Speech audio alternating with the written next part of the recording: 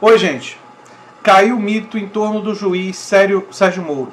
Uma série de mensagens divulgadas pelo site The Intercept Brasil mostram que o ex-juiz federal Sérgio Moro, hoje ministro da Justiça do governo Bolsonaro, orientou o procurador do Ministério Público Federal, Deltan Dallagnol, no âmbito da Operação Lava Jato, inclusive dando instruções específicas para bloquear a fala de Lula, impedir que ele desse entrevistas e influenciasse a eleição. Basicamente comprovando todas as acusações que foram levantadas contra o Sérgio Moro de sua agenda política, digamos assim. E o mito em torno dele era de que ele seria um oficial da justiça, imparcial, neutro, capaz de ser justo com todos. E, como vocês sabem aqui no canal, eu nunca caí nesse mito. Mas agora é bom ver que esse mito foi finalmente completamente desmascarado. E nós vamos ver como é que a sociedade brasileira vai reagir a isso, né? Porque, inevitavelmente, nós vamos ironizar muito as pessoas que caíram no mito. Mas eu vou até explicar um pouco, dar uma justificativa por que esses mitos surgem, não concordando com eles, obviamente, mas vou fornecer um pouco de análise sobre isso e não apenas a notícia, embora eu vou trazer alguns detalhes da notícia também no vídeo de hoje.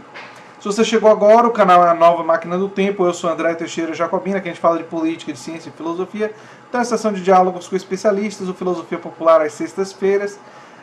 Se você gosta do que eu faço aqui, se inscreva no canal, dê um like, compartilhe e considere se tornar um apoiador do canal. Os apoiadores do canal podem escolher pautas, temas, podem receber conteúdo de forma antecipada, então tem uma série de benefícios para os nossos apoiadores, não é? Bem, primeiro do ponto de vista legal, como foi, segundo o site do The Intercept, um hacker que interceptou a informação e compartilhou o material de forma anônima, provavelmente esse material não seria suficiente ou não poderia ser usado para processar o Sérgio Moro. Mas não muda o fato de que o que ele fez foi um crime. O fato dele é como você descobrir que alguém é um assassino, mas a prova foi obtida de forma irregular. Aí você não pode usar aquela prova para prender a pessoa, mas não muda o fato que a pessoa continua sendo um assassino. De forma semelhante, ou análoga, se preferirem, o fato da prova ter sido conseguida dessa forma impede ela, torna muito difícil que ela seja utilizada para processar o próprio Sérgio Moro, o que é lamentável, porque está provado que o Sérgio Moro cometeu diversos crimes e descumpriu completamente as orientações da nossa Constituição, e para ele, que mais do que um advogado era um juiz, se torna ainda mais grave. Porque se é grave para uma pessoa comum, e ela não pode usar o argumento do desconhecimento quando ela descumpre uma norma, uma lei, para um juiz, isso é ainda mais grave, porque ele é aquele que teoricamente e que na prática estava fazendo a lei valer. E o Sérgio Moro, longe de estar fazendo isso, era conspirando com o promotor, dando instruções, trabalhando como se fosse inclusive o chefe dele. Coisa que é completamente irregular. E eu vou trazer alguns detalhes aqui da legislação brasileira. Na legislação brasileira, o Código Penal, de Processo Penal, dita as regras de ações criminais e trata diretamente dessa hipótese. Esse é o artigo 254, links vão estar na descrição sobre isso. A norma diz que o juiz deve declarar-se suspeito ou pode ser recusado pelos envolvidos no processo se tiver aconselhado qualquer das partes, defesa ou acusação. Sendo que o artigo está pensando que a pessoa poderia ter aconselhado antes. E o mais grave do Sérgio Moro é que ele aconselhou durante o processo. Perceba. Né? Mais adiante, o artigo 564 do CPP aponta os casos em que ocorrerá a nulidade entre eles por incompetência, suspeição ou suborno do juiz. Basicamente significa que quase todos os processos que o Moro julgou podem e provavelmente serão transformados em nulos. Vão ser anulados. Existe uma grande probabilidade disso acontecer, e para que isso não aconteça, vai ter que se violentar a nossa Constituição. Então, se não acontecer, por poder ou por influência, haverá uma violência contra as nossas leis. E esse pessoal que vivia dizendo que era contra bandido estarão violando as leis para proteger a sua bandidagem, porque o que eles cometeram foram crimes. Né? Lá vai o artigo 254. O juiz dar-se-á por suspeito e, se não fizer, poderá ser recusado por qualquer das partes. Se for amigo íntimo ou inimigo capital de qualquer deles, se for seu cônjuge, não é cônjuge, ascendente ou descendente, estiver respondendo processo por fato análogo, sobre o cujo caráter criminoso haja controvérsia. Se ele, seu cônjuge, ou parente consanguíneo ou afim até o 3º grau, inclusive sustentar demanda ou responder processo que tenha ele julgado por qualquer das partes, se tiver aconselhado qualquer das partes, se for credor ou devedor, tutor ou curador de qualquer das partes, se for sócio, acionista, administrador de sociedade interessada no processo. Em um dos trechos divulgados, o então juiz da 13ª Vara Federal de Curitiba, onde ocorre o processo da Lava Jato, queixa-se da apresentação de recursos que poderiam atrasar a execução de pena de um acusado e fez sugestões no cronograma de fases da operação. É um absurdo o que ele fez. E ele agora está dizendo que é sensacionalismo, é pra gente dar risada. Em outra conversa, Moro indica uma pessoa aparentemente disposta a falar sobre imóveis relacionados ao ex-presidente Luiz Inácio Lula da Silva, condenado pelo então juiz na Operação Lava Jato. Um dos subscritores da denúncia do MPF sobre o triplex no Guarujá, que levou o petista para a cadeia, foi Dallagnol. Os procuradores do MPF e o ex-juiz Sérgio Moro manifestaram-se por meio de nota. Embora não neguem o teor das mensagens, todos destacam a origem legal dos vazamentos. Pois é, olha o que eles disseram. Não se sabe exatamente ainda a extensão da invasão, mas se sabe que foram obtidas cópias de mensagens e arquivos trocados em relações privadas e de trabalho, diz a nota subscrita. Ou seja, eles sabem que o argumento que eles vão ter para escapar de punição é a forma como foram obtidos. Agora vem uma questão. Se houvesse, e se houver no futuro, uma investigação, e deveria acontecer, uma investigação sobre esses juízes, esses promotores, que é difícil porque há muito corporativismo nessas classes, e essa investigação oficial conseguisse esses dados de forma legal, com ordem judicial e tudo mais, qual seria o resultado prático para essas pessoas? Esse pessoal tinha que ser preso. Tinha que ser preso. Tinha que perder. Enfim, olha, é um negócio muito grave o que a gente está falando aqui. Muito, muito, muito grave. Né? Moro também afirmou que o conteúdo foi retirado do contexto. Não se vislumbra qualquer normalidade de direcionamento da atuação enquanto magistrado, apesar de terem sido retirados do contexto e do sensacionalismo das matérias, que ignoram o gigantesco esquema de corrupção revelado pela Operação Lava Jato. Ou seja, ele está querendo dizer que porque revelou um esquema de corrupção, ele poderia ter feito isso. Não, Moro. Não. É realmente... Eu rio, mas é uma tragédia. Eu rio... para controlar, de certa forma, a minha raiva. Né?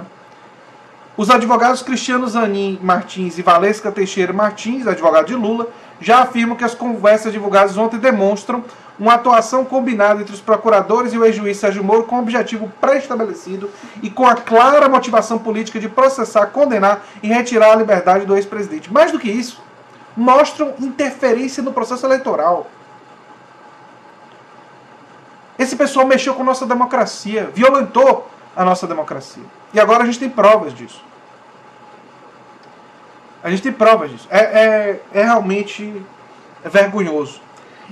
Isso significa que todo mundo acusado era inocente? Não. Alguns tesoureiros tinham algumas evidências, sim, do tesoureiro do PT, tinham evidência de que eram criminosos.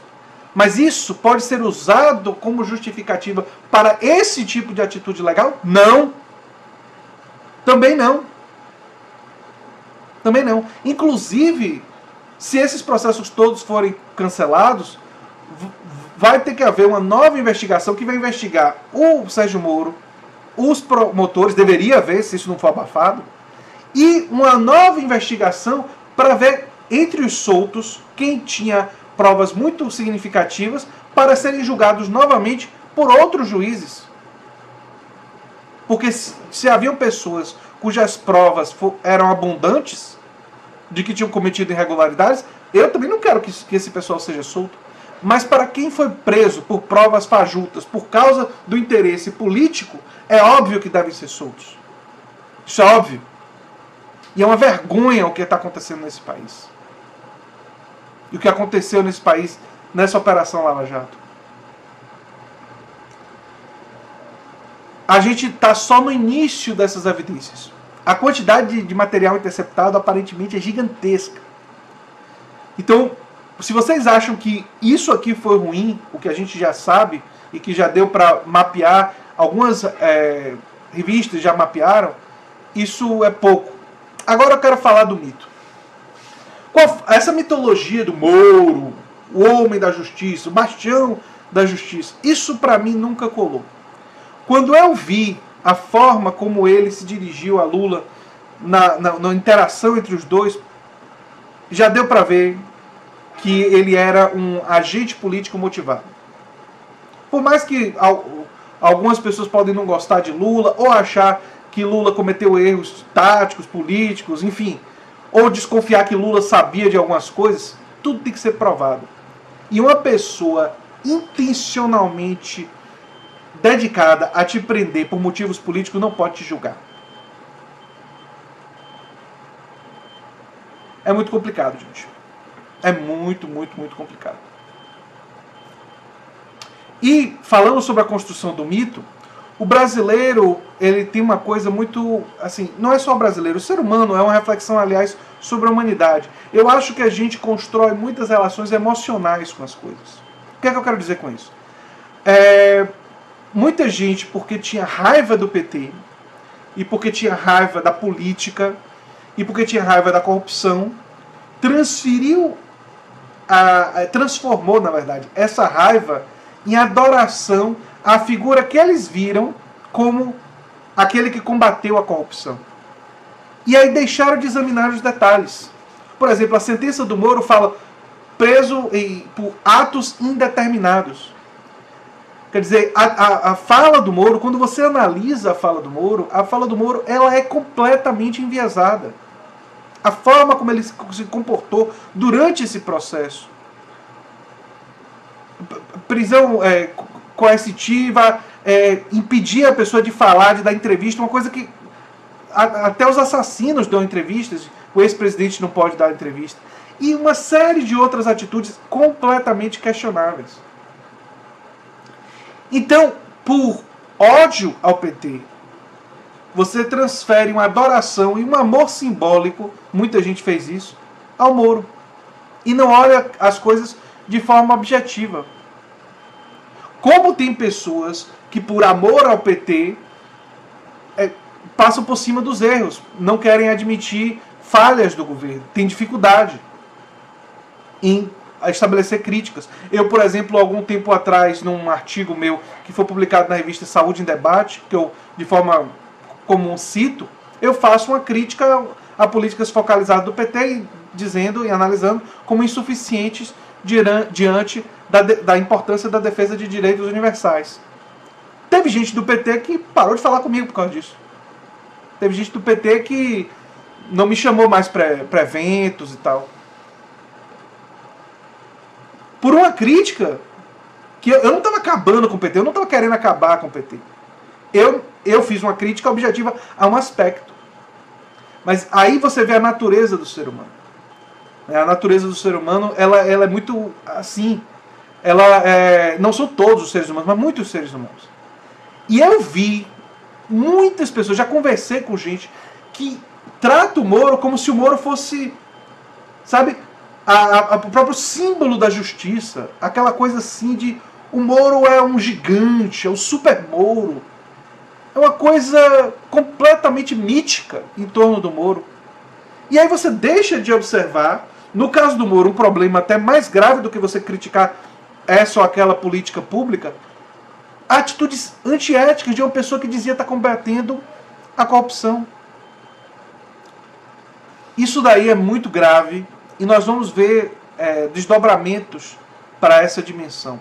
Mas o que eu sugiro e que eu proponho, especialmente para uma esquerda progressista, radical, libertária, que defende a democracia, nós precisamos ter a capacidade de fazer críticas objetivas com os nossos adversários e com os nossos aliados e com o nosso campo e com o campo dos outros. Precisamos fazer esse esforço.